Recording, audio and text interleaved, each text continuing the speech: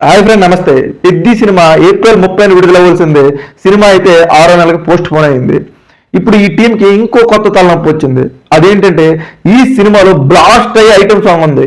మరి ఆ బ్లాస్ట్ అయ్యే ఐటమ్ సాంగ్ కి బూస్ట్ ఇచ్చే మంచి హీరోయిన్ అయితే సెట్ చేయాలని టీం అయితే భావిస్తున్నారు. ఇది ప్యాన్ ఇండియా మూవీ కాబట్టి దానికి తగ్గట్టే మంచి హీరోయిన్ సెట్ చేద్దామని మృణాల్ ఠాకూర్ అయితే ఫస్ట్ సంప్రదించారంట.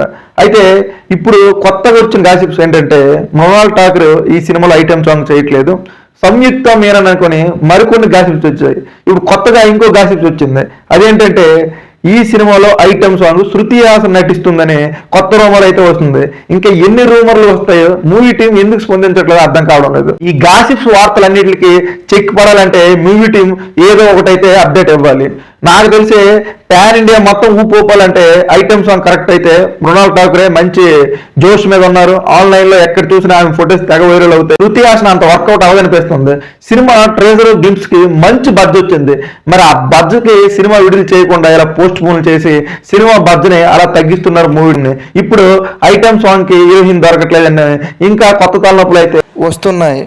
మూవీపై ఆన్లైన్ లో ఇంకా నెగిటివ్ ఎక్కువైపోతుంది. వీటన్నిటికీ చెక్ పడాలంటే అర్జెంట్ గా మూవీ టీము స్పందించి ఈ cinema release date correct date ఇంకా ఇవ్వలేదు.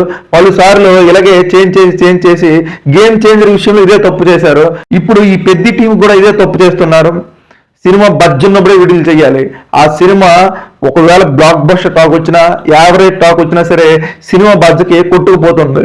కానీ పూర్తిగా నెగిటివ్ అయిపోయిన తర్వాత సినిమాకి కాస్త ఓట్నిచ్చే టాక్ వచ్చినా సరే యావరేజ్ అయిపోతుంది. సో ఈ సినిమా ఎంత వేగంగా విడుదల చేస్తే అంత మంచిది. ఇలాంటి మరిన్ని ఇంట్రెస్ట్ వీడియోస్ కావాలంటే నా ఛానల్ లైక్ చేయండి, సబ్స్క్రైబ్ చేయండి.